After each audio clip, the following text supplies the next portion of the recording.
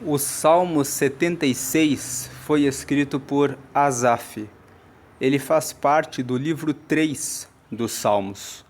Os Salmos, no texto original, são chamados de Tehillim. Se escreve T-E-H-I-L-I-M. Tehillim. E significa louvores.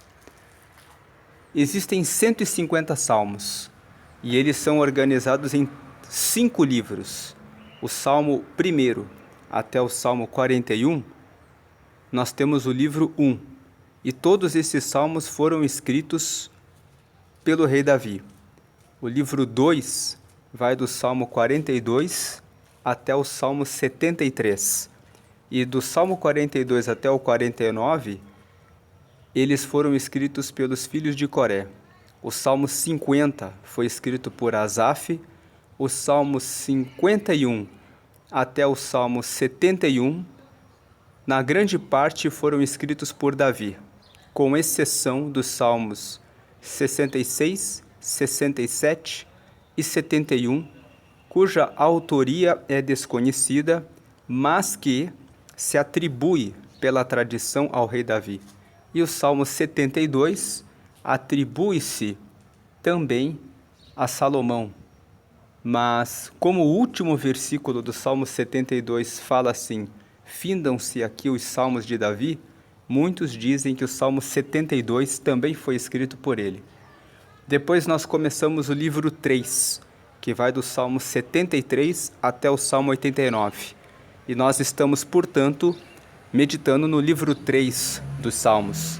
E nesse livro 3, nós podemos dizer que praticamente esse livro é o livro de Asaf, porque como o Asaf escreveu do Salmo 73 até o Salmo 84, praticamente todos foram escritos por ele. Apenas os Salmos 85, 86, 87, 88 e 89 não são de Asaf. Desses salmos que se atribui a autoria a Asaf, existem alguns salmos que falam a respeito de épocas que ocorreram depois que Asaf viveu. Nós meditamos no Salmo 74 antes de ontem e nós comentamos que o Salmo 74 fala a respeito do cativeiro do povo de Israel. E o cativeiro do povo de Israel aconteceu no ano de 586 a.C., sendo que Asaf viveu no ano 1000 a.C. Então existe uma diferença de 400 e poucos anos entre um fato e o outro. E a explicação para isso é a de que Asaf era um levita responsável pelo louvor no templo na época de Davi, e os seus descendentes criaram uma linhagem de louvores no templo. Então, o texto, quando fala que o salmo é de Asaf, pode se referir aos seus descendentes, quando as épocas históricas se referem a tempos diferentes daqueles em que Asaf viveu.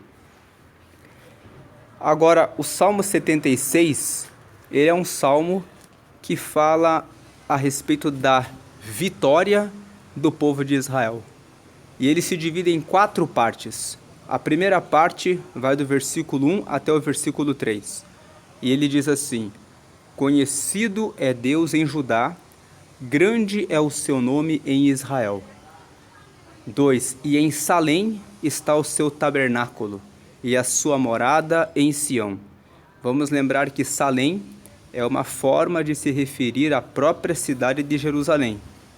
Então o versículo 2 está dizendo que Deus está no meio deles. Jerusalém era a capital de Judá. Então eles estão dizendo assim: em Salém está o seu tabernáculo.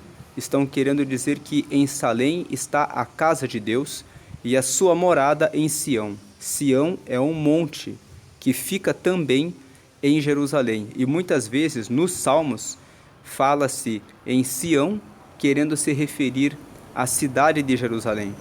Nós temos um exemplo.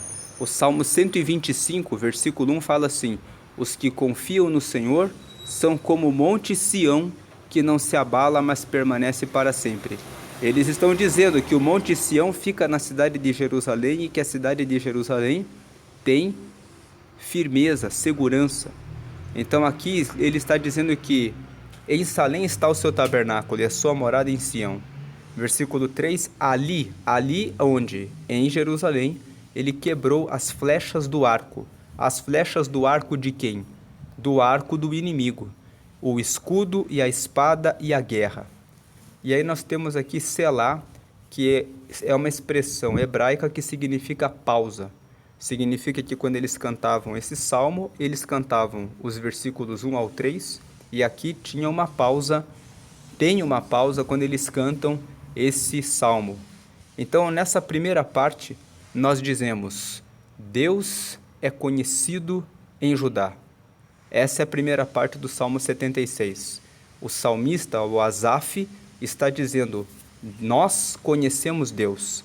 Deus mora em Jerusalém, Deus está no meio de nós e Deus quebra todas as ferramentas e armas dos nossos inimigos contra nós.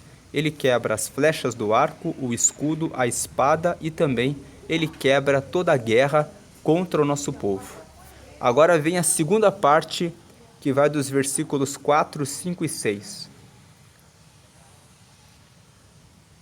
Nessa segunda parte, o salmista fala que Deus é um guerreiro forte e que ninguém consegue prevalecer diante dele.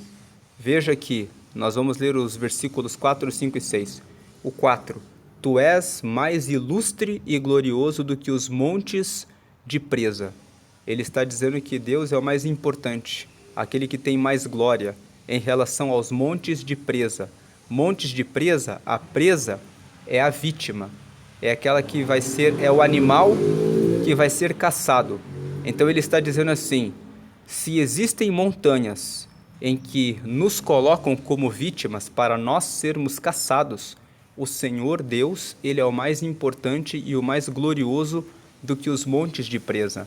Ele está dizendo assim: se os nossos inimigos armarem ciladas e nos colocarem dentro dela para nos fazerem de presas, para nos fazerem de vítimas, para nos tragarem, Deus, ele é mais ilustre, ou seja, ele é mais importante e ele tem mais glória do que os nossos inimigos, do que os montes que eles prepararam para nos prender, para nos fazer de presa.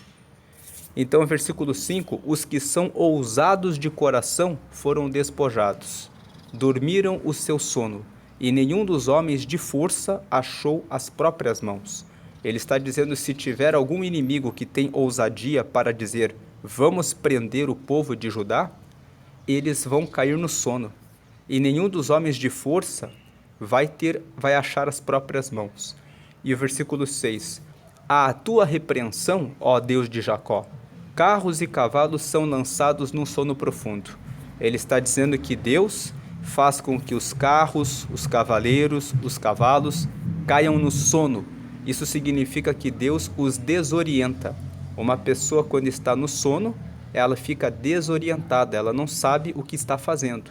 Então ele está dizendo nessa segunda parte: o nosso Deus é como um guerreiro poderoso. Ele é o mais ilustre. Se houver alguém ousado, vai dormir no seu sono e vai perder, não vai achar as mãos. E a voz de Deus, os carros e os cavalos vão cair no sono profundo. Agora nós vamos para a terceira parte desse salmo. São os versículos 7, 8 e 9. Nesses próximos 3 versículos, ele fala que Deus é terrível. Então no versículo 2, na parte 2, que são os versículos 4, 5 e 6, ele fala que Deus é um guerreiro poderoso. E agora no 7, no 8 e no 9, ele fala assim que Deus, ele é terrível. Veja aqui o versículo 7, 8 e 9. Tu és terrível, e quem subsistirá à tua vista se te irares?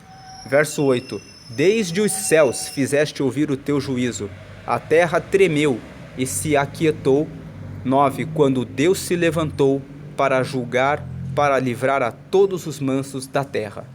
E aqui tem mais um selá, significa que aqui tem uma segunda pausa quando eles estão cantando esse salmo. Então eles cantam esse salmo do versículo 1 ao 3, e aí eles dão uma pausa. Depois eles cantam essa parte, do versículo 4 até o versículo 9, e dão uma segunda pausa. E agora vamos entrar na última parte do salmo. Nessa última parte, ele fala que não adianta o homem ficar irado com Deus. Deus, ele é o guerreiro poderoso. Deus, ele é terrível, como nós lemos. Ele é poderoso, conforme os versículos 4, 5 e 6. E ele é terrível, conforme os versículos 7, 8 e 9.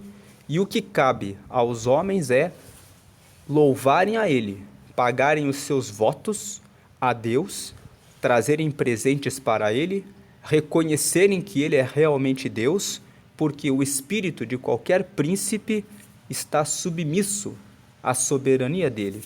Vamos ler aqui. 10. Porque a cólera do homem redundará em teu louvor, e o restante da cólera tu o restringirás.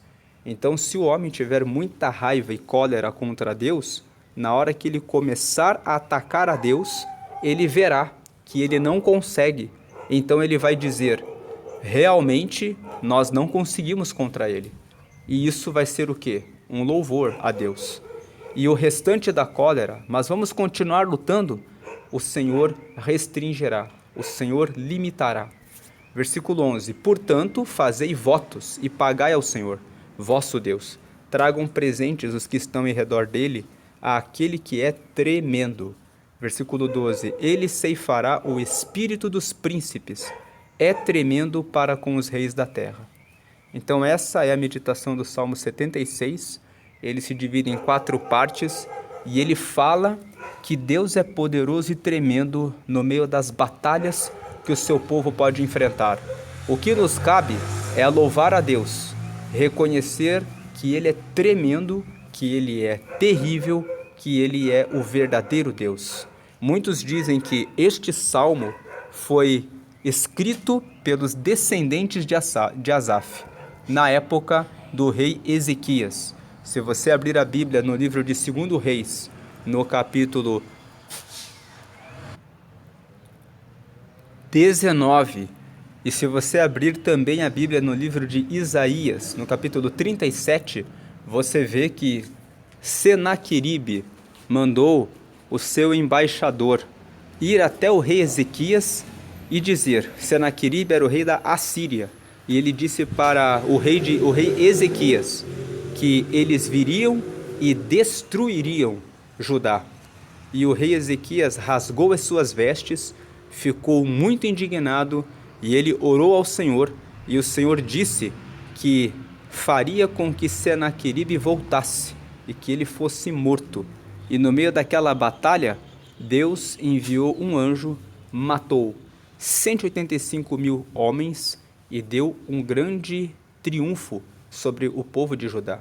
Então, quando nós lemos esse texto, e nós vemos aqui que o texto que provavelmente foi um descendente de Asaf que escreveu esse Salmo 76, porque esse período de guerra do rei Ezequias foi muitos anos depois da época do rei Davi. Davi viveu mais ou menos em torno de 1000 a.C. Então, foi um descendente de Asaf que escreveu esse salmo, e ele escreveu: conhecido é Deus em Judá. Ou seja, nós aqui em Judá sabemos que Deus está conosco. Por isso que o versículo 3 fala, ali em Judá ele quebrou as flechas do arco, o escudo, a espada e a guerra. Por isso que na segunda parte fala que Deus é um guerreiro poderoso. Quem tentar se levantar contra ele vai ser derrubado, vai cair num sono profundo e não vai achar as mãos. Por isso que na terceira parte, do versículo 7 até o 9, ele fala que Deus é terrível, porque ele se levantou para livrar os mansos da terra.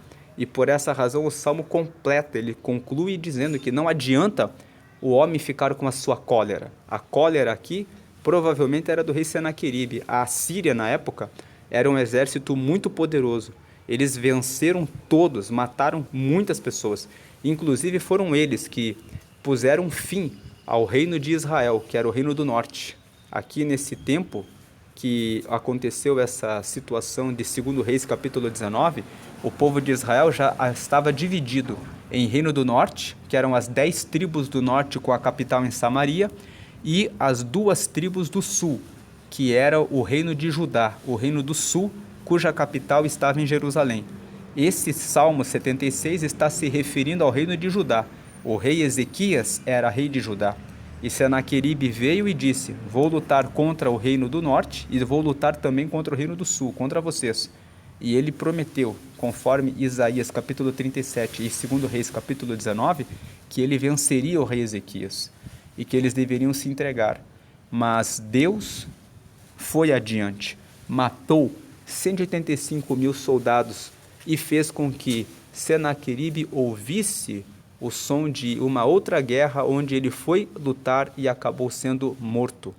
Então, esse Salmo 76, ele é um cântico de vitória. A aplicação prática desse salmo é que não importa qual é o tamanho do seu inimigo, você pode estar passando por uma situação em que aquele que te afronta é muito grande, mas o Senhor é aquele que te guarda, e Ele é o mais ilustre e glorioso do que os montes da presa. Ele vai fazer o seu inimigo cair no sono e vai fazer eles perder as suas mãos, porque Ele é, como diz aqui a terceira parte desse salmo, terrível.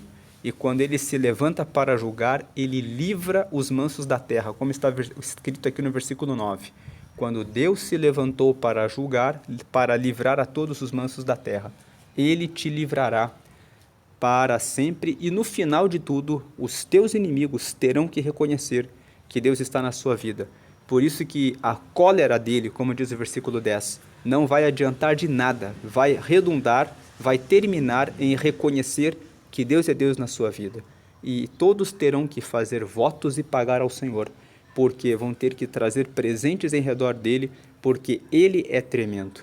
E é ele que ceifará o espírito dos príncipes. Ele é tremendo para com os reis da terra. Qualquer rei que queira pensar que é alguma coisa, é Deus que é tremendo.